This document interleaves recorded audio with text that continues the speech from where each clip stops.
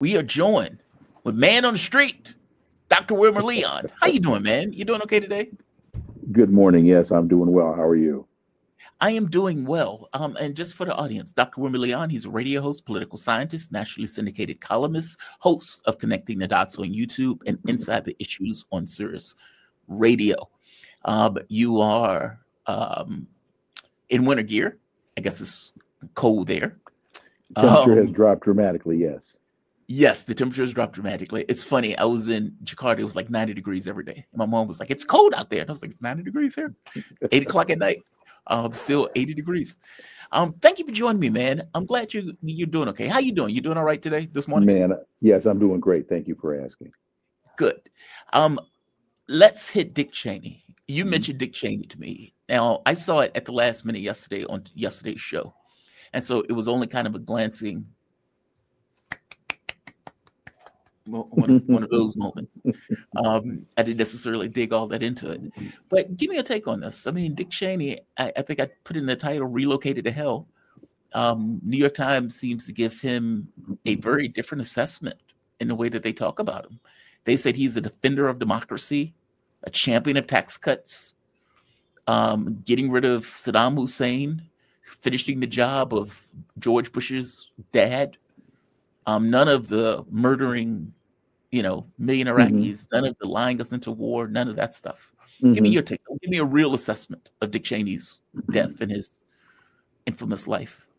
Well, I think you have very clearly hit on, a lot of the issues. The thing that really jumped out at me in listening to their so-called analysis was how non-contextual it is. So, for example, they say that he led the United States into the Iraq War, and then they say later to be realized based upon bad intelligence. But what they don't highlight is the fact that he created the Office of Special Plans, or helped create the Office of Special Plans, to corrupt that intelligence. So the bad intelligence he used was by his own design. They don't talk about the fake letter of talking about yellow cake uranium taking to the helping to add to the case of taking the United States into the war. They don't talk about Valerie Plame and his responsibility for jeopardizing the life of a CIA agent. So they don't talk about all of those things that he did in order to quote unquote champion democracy. They don't talk about they talk about his in the last election not backing Donald Trump, but they don't really tell you why he chose to do that. And it wasn't because at the very end of his life he found Jesus. It was because he decided that Trump was a threat to his interests. Trump was a threat to the interests of the financial elite. He was messing with the money. And that's what would really motivated Dick Cheney to back Donald Trump. It wasn't out of altruism. It wasn't out of any level of patriotism. It was all about the Benjamins. So my issue was, or is, really more with the contextual, or the lack of context in terms of the discussion about the man. And to your point, I think he's got a very, very, very warm room. Yes, it's like, welcome back, son. Welcome back. Yeah, I mean, let's put that in context, right? So there was a scene, I remember in one of the moments, Dick Cheney, Karen Kwiatkowski was on the show. She was talking about how Cheney would go down and talk to the people in the CIA and berate the people, saying, this is not what we're looking for. We're looking for something else. But there's one of the infamous moments of Dick Cheney where he would go to the New York Times and he would be an anonymous source. He would be a source for the New York Times. And then he would go on TV and reference the New York Times. And because the New York Times is using him as an anonymous source, nobody knew that Dick Cheney was the one that planted the story in the first place. He was doing stuff like that. New York And Times doesn't bring that up. and I think not only the New York Times, now this is my opinion, I'm not certain of this, but I think Ken Delanian was another, who is now at MSNBC, who was at the LA Times, was another one of his anonymous sources. He might have been. Ken Delanian got fired from the LA Times because That's he was my point. feeding his stories to the CIA before he published those stories. Yes. So again, say what you want about the man's life, but context is always important, and that's what I think is woefully missing in what we're hearing, what we're seeing, what we're reading. There's also something disturbing about, like, what, 20, 30 years later from the Iraq War. I'm sorry, say again? Oh, okay, I'm sorry. I thought you were occupied for a moment. No. Like 20, 30 years later from the Iraq War, we get all of these people murdered. It's done in the premise of a lie, meaning they lied us into that war in the realest of terms. And they still can't bring themselves to overtly criticize the person, one of the people, let's say, of a group of people that were involved in getting the United States into that situation. All of these soldiers died. We destroyed a country. This effectively led us all throughout the Middle East in regards to trying to reshape the United States with, reshape the Middle East with U.S. power. Cheney was one of the main architects of that. And it's like, so we can't criticize U.S. policy, even in the context of the people who who did that policy and the disastrous consequences of that policy. I don't care if he's dead. That doesn't, that means nothing to me, if I'm being bluntly honest with you. It's especially like, it's like Hitler dies and people write an obituary that ignores the fact that he was pushing a genocide. Right. The obituary is, and the trains ran on time. Right. He kept the trains running on time. He cut taxes. He increased jobs. And that's the that's the obituary. It's like, whoa, you're leaving a lot out of this obituary. That's what this comes across as to me. It's like, if we're ever going to have an honest assessment of U.S. policy, then the people who are pushing that policy needs to be also criticized. And we, let's say, as a political institution in this country, and the media is a political institution, can't bring themselves to do it even now. Shoot. Okay, Dr. Leon will be back. He'll be back. Oh, there you are. Sorry. There you are. No, you're fine. You're fine. Okay. Give me your take on that. This inability to, like, even now criticize U.S. policy that has been utterly disastrous. We're still in the Middle East today. And you can make a strong case that says the policies of Dick Cheney going all the way back 20, 30 years is directly related to 24 years, I should say. Well, I think you're absolutely right. Honesty is one of the greatest problems for American foreign policy, because the framers of that policy really don't want the so-called those that they allegedly represent in this so-called democracy to really understand what's being done, why it's being done, and truly whose interests are being served.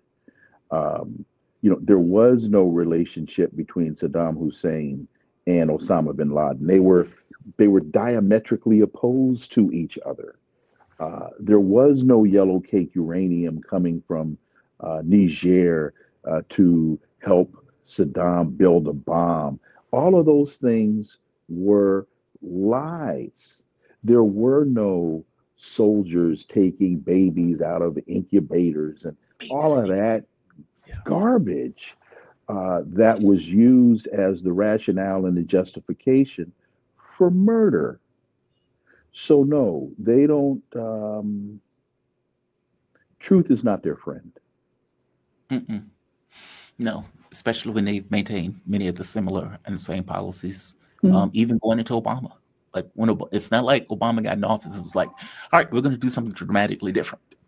What he did the surge in Afghanistan, he amplified the drone wars, he effectively managed empire, But that was, again, just a quirk from the previous president. Yeah, it's the idea that they're going to write an obituary for Dick Cheney like that is breathtaking. Oh, it's breathtaking. It's fiction. It's yeah, fiction. It's fiction. Yeah, I mean, well, yeah, it's fiction because they leave so much out. If an alien species came to the planet 1,000 years from now, and humanity doesn't exist, and they read that obituary, they'd be like, "Huh, he was a defender of tax cuts and democracy." Right. It's like, really? Right. Is that what we're leaving? As a footnote. The other thing I wanted to hear with you were the elections. God, man, I have such mixed feelings about these elections. Obviously, Mondani won, which I did actually want to take place because I wanted to get a guy a chance. Spangler wins in Virginia, basically a CIA spook, wins governor of Virginia. Democrats effectively swept the map. I mean, they dominated, to put it mildly. Yes. And they dominated mostly on Trump sucks. Put me in, folks. And the public was like, yeah, you're right, he does suck. We'll put you in, especially in Democratic states. But Steve Bannon was complaining about Georgia because what Steve Bannon pointed out was, look, the numbers that the Democrats were winning by, like double digits in all of these contests. And then you go down to Georgia, and they were, I think he was like district elections that were won by Democrats, where a Democrat had never won ever in those seats. And yet they were also able to take those seats. So what they're looking at is the midterms and like, hey, this freaks us out. These guys might have some legs. This doesn't necessarily seem all that great for us. Oh, man, my feelings are so mixed on this. Give me your take on this. What are your thoughts? Well, it was obviously an incredibly good evening for Democrats across the board. Yeah. There were a lot of analysts and pundits and whatnot that were really concerned about what would the analysis be if, for example, Spanberger won in Virginia, but Sherrill lost in New Jersey, or Mikey Sherrill wins in New Jersey and Mondani loses, those kinds of dynamics. But this was a very, very clear message. But the warning that I would that I would take away from this is the fight isn't over. This is the first round of a 15-round fight. And if you do a 10-point must scoring system, then you call it a 10-7 round, but the fight isn't over. And unfortunately, one of the huge mistakes that Democrats have a tendency to make is they have no message, they have no messaging. And so, for example, he's not a Democrat, but I was listening to Michael Steele on MSNBC last night. That dude is a Democrat. That dude is a Democrat. That dude is a Democrat. He's paid by Democrats. He pushes Democrats' message. He may be, a mansion Democrat. Okay. But call that dude what he is. I don't care what he calls himself. That dude is a Democrat. Okay. So he says last night, well, if I was the head of the DNC, I would be ecstatic, and pump your brakes there, partner. First round of a 15-rounder, and they don't even do 15-rounders anymore. But the first, show you how old I am. The first round of a 15-rounder, you got a 10-7 round here, but you're fighting Mike Tyson. So dig in. So interesting thing to me. One of the interesting things in Virginia, in the Virginia State House, the Democrats picked up more than 10 seats. They went from a 51 vote majority to, I think there are still some races that have yet to be called, but they're up to 64 now. Wow.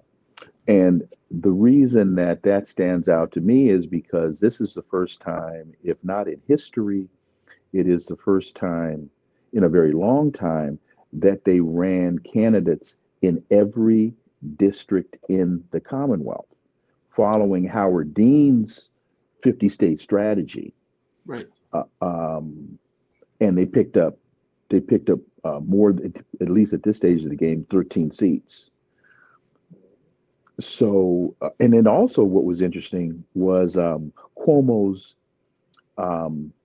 speech, because one of the first things Andrew Cuomo said was, I ran against an ideology that was challenging the Democrat Party. Yes. That, to me, signals a great fear in the minds of a lot of Democrats. Yeah, Madani ran against the party. Mm-hmm. They didn't even want to support him. I mean, they Correct. didn't even want to endorse him, right? Like Hakeem Jeffries. I don't even know if Hakeem Jeffries ever endorsed him. He did. And he, at the very last minute, he did. See, what they should have did, if they really wanted to mess with him, it was like, we think this guy is fantastic. We think this guy is awesome. Everybody show up at his campaign rally, put their arm around him. Like, part of what Madani's strength was, I am running in a Democratic Party, but I'm a Democratic Socialist. Mm-hmm. And I'm running against a party that has no message. Mm-hmm. I mean, even when they asked, I think he was on MSNBC, and he was pointing out Democrats need a message. They need to get mm-hmm. working class voters. They need to do so-and-so. And it's like, yeah, dude, they're not. Right. At the very least, they're not. That right. Like, you are an anomaly in the way that you're running in this party. Like mm-hmm. your issues, where you're talking about bread and butter issues. I'm going to get rents lower. I'm going to freeze rents. Mm-hmm. Buses are going to be free. Transportation is going to be free. We're going to have public grocery stores. Okay, those are bread and butter issues, right? Those mm-hmm. are like, does he lower my bills? Yea or nay? Yes, it's that. As opposed to this other stuff of, hey, we're going to get your kids trans surgeries. I say, that doesn't lower my bills. You're talking about 0.5% of the population. It's such a difference in the way that he ran. And the fact that the Democratic Party was so against him hints at problems with the Democratic Party. I really do. Like, and this is where my issue comes in. Because, you know, what Democrats decided was, we're not going to do anything. That was their plan, it seemed. Mm-hmm. Mm-hmm. We were going to let Trump be Trump. We're going to let Trump be so grotesque that the public is going to hate his guts. Mm-hmm. His policies are going to suck. He's not going to get anything accomplished in what he says he was going to get accomplished. And we are just going to wait. That's all. And so they'll come back to us. We don't have to change anything. We don't have to change mm-hmm. our message. We don't have to do anything. We just have to just wait. We're just going to be a vessel for the anger and rage that presents from Donald Trump's effing it up. Mm-hmm. That's what they did. And it worked. And I hate that. Well, two things. One, one of the biggest messages or signals that I would take away from Mamdani is he spoke directly to the interests of the electorate, and yes. the electorate felt they were being heard in a time when so many people are just incredibly confused, incredibly disgusted, and incredibly frustrated. Yeah. They felt they were being heard. Now the question is, can this be translated and replicated across the country? And without a message, I would submit the answer is no. So they've got that's what I'm saying. It's the first round of a 15-round fight. Yeah. But they haven't changed anything. Like, I don't even think their point of view changed. Like Spangler. And then, you know what makes it so bad? When you're reading Spanberger, thank you. Mm-hmm. When you're reading the articles about it, it says, well, Democrats ran to the center. Mm-hmm. They would say something like Democrats ran to the center. Mm-hmm. And they pushed away progressive policies. And I'm sitting there reading, it's like, they ran to the center. But what they mean is, well, they stopped the woke stuff. Mm-hmm. They didn't bring up a lot of the woke stuff. And so mm-hmm. instead, what they brought up was basic, moderate Democrat stuff, I suppose. I don't even know what that means. Mm-hmm. I mean, I guess talking about wallets without actually doing anything about people's wallets, talking about basic bread and butter Democratic issues in the traditional way that they do without any intention of doing anything about those issues. And they call that running to the center. But I hate this idea that what they've done is make this idea that ideology or identity is to the left and everything else is a moderate. So when you're bringing up stuff like you need higher wages, healthcare costs, all of those things. Okay, well, those things, who knows what those things are now?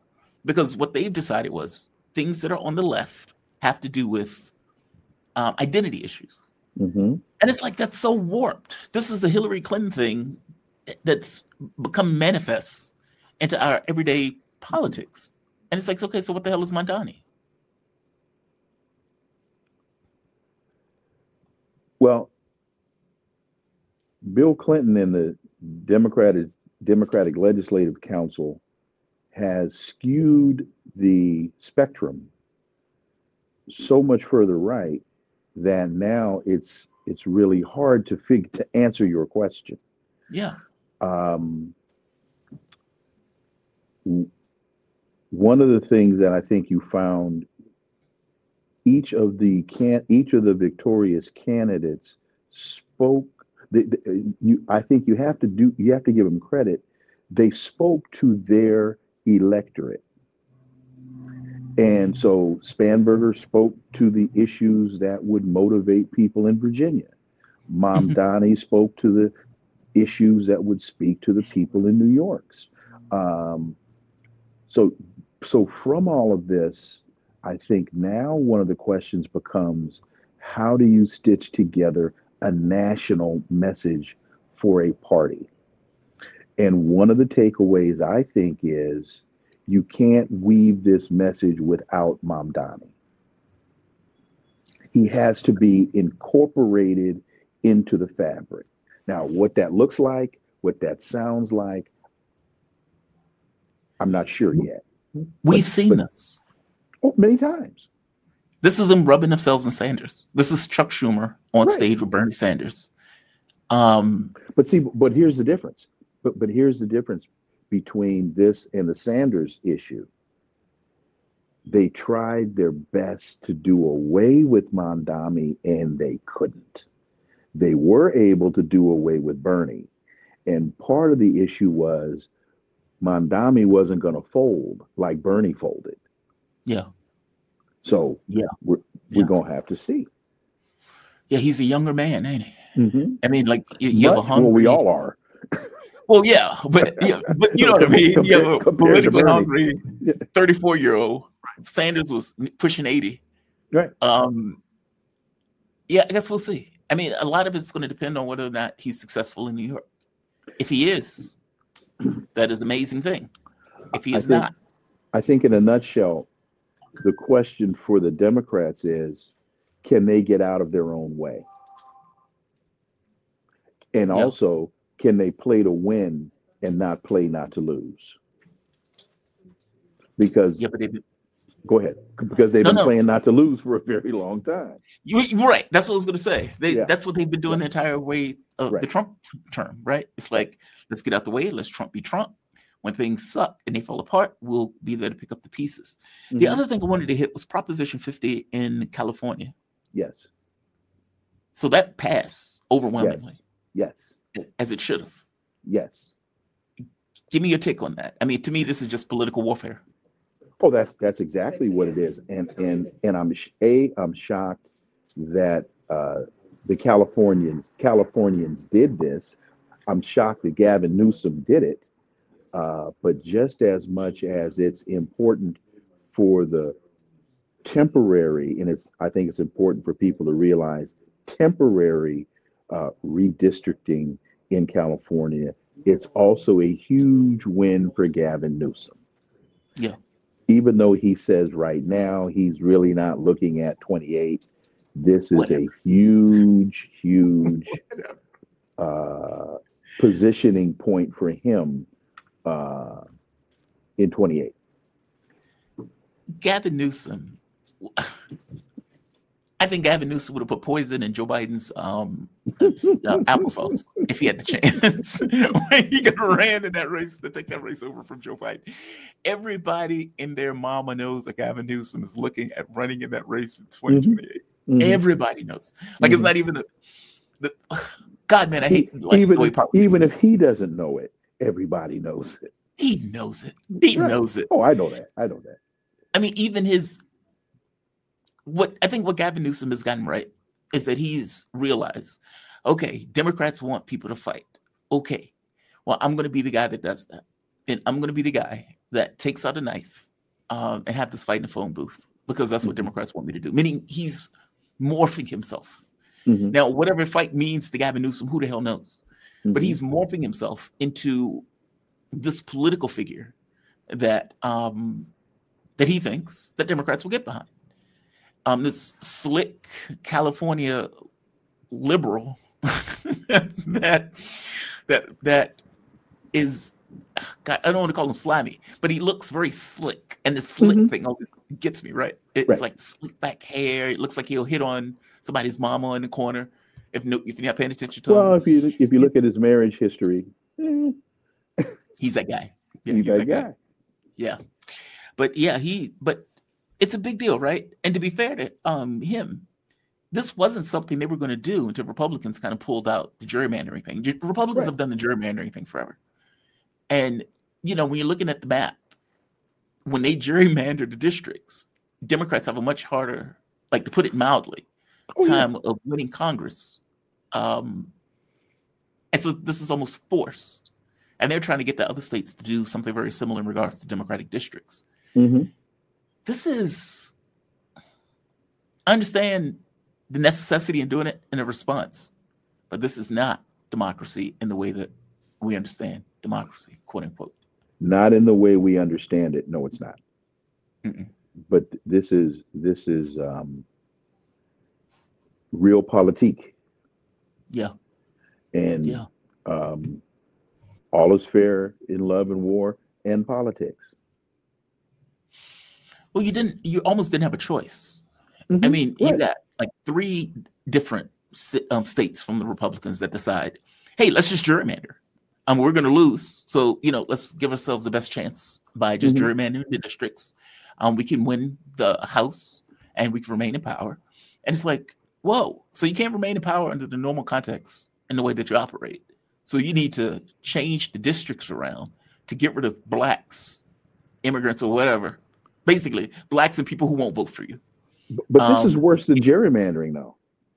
Yeah, this is because I think you've got to take it back to, in the 24 election, Trump calls the governor of Georgia and says, "Find me 11,000 votes." Or 11, whatever the number was. Yeah. Find me. Oh, you know what? I just happen to have a box of votes in the cabinet, and then I'll give it. So you go from there to calling Texas and saying, "Create 5 districts for me." Uh-huh. Totally out of cycle, based on nothing. Create 5 districts for me. Well, when you go to a gunfight, you better bring a pistol. That's all I can tell you. Yeah, but see, you often mention this idea of classes in, let's say, historical context. There's that, but also in government. Mm-hmm. And you would think that there will be a larger response to what's happening, because this is not normal, right? Republicans have done redistricting thing for forever, so that's not entirely abnormal. And the way that they effectively try to redraw the districts, some of those districts are farcical in the way that those things look. Mm-hmm. But this is different. This is a coordinated effort. Oh, but wait a minute. There's one more thing you got to, I think, combine with this. Mm-hmm. They've attacked the Voting Rights Act at the same time. Yes. So it's a all-out assault on the democratic process, on the concept of one person, one vote, and they're attacking it from every possible angle. And when you go to a gunfight, you better bring a pistol. Yeah. Yeah. It just sucks. That's all. Like it's this idea of Yes. Political parties making the choices, and maybe this is just a new norm. That the mechanisms of government itself are being contorted and fought over. So it's not just okay. We have a basic set of understandings that we agree upon, and this is the area to which we fight. Meaning we have a ring, we have a ref, we have a fight card, we have judges, we have that. It's like no, we need to kill one of the judges. Or I paid them already. Right. I paid the judges. Well, I need to break the knees of the ref, so he can't necessarily get around the ring in the way that he would typically get around the ring.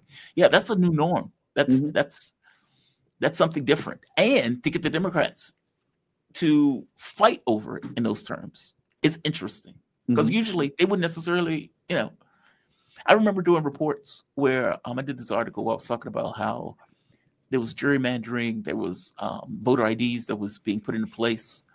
And again, I don't really have an issue with voter ID if everybody has a voter ID, but that wasn't the mechanism by which they were putting it. They were putting it in because they knew there was going to be 1 or 2 percentage points of people who weren't going to be able to get it, which would have been enough to change the electorate. And even going after unions. Like it's like, oh, the unions are a problem, so we're going to go after unions. Meaning the devices that would allow Democrats to win were continuously being attacked.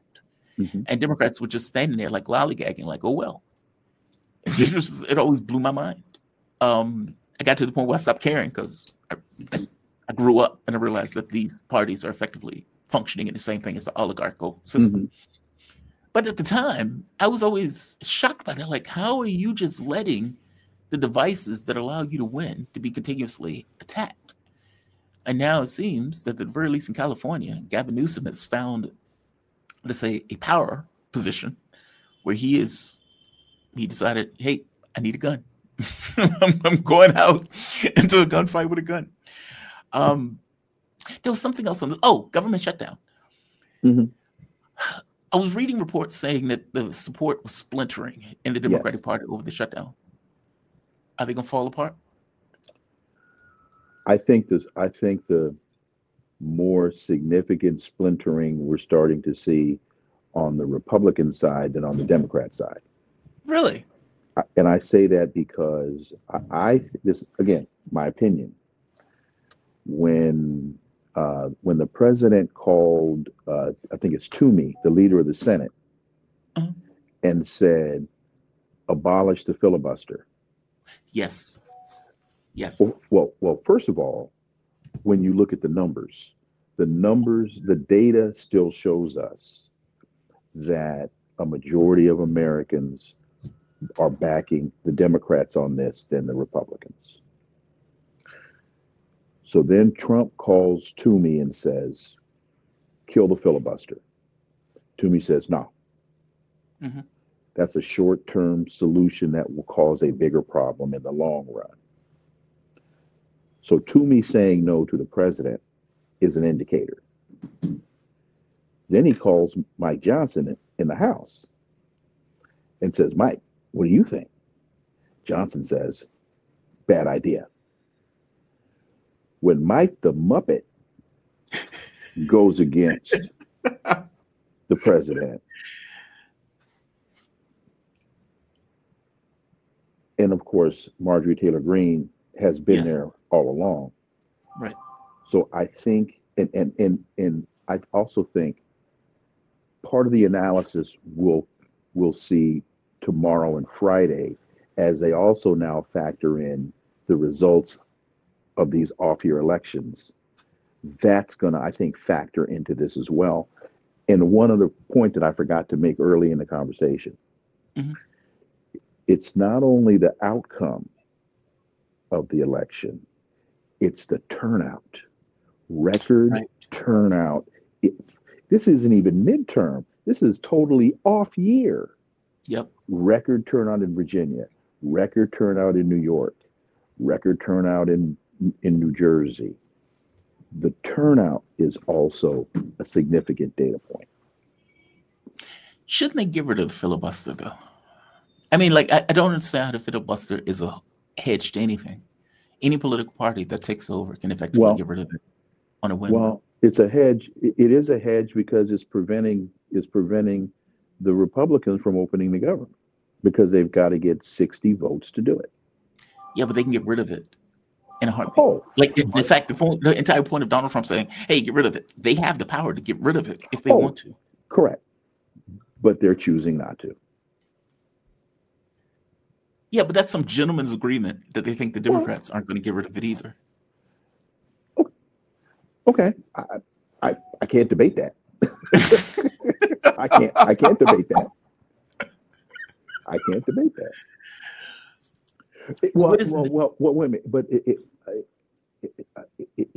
except to say this, a lot of what so much of the Constitution and the rules were based on was collegiality. Yes. And what we've seen over the last, 20 years, the quest for power has replaced collegiality.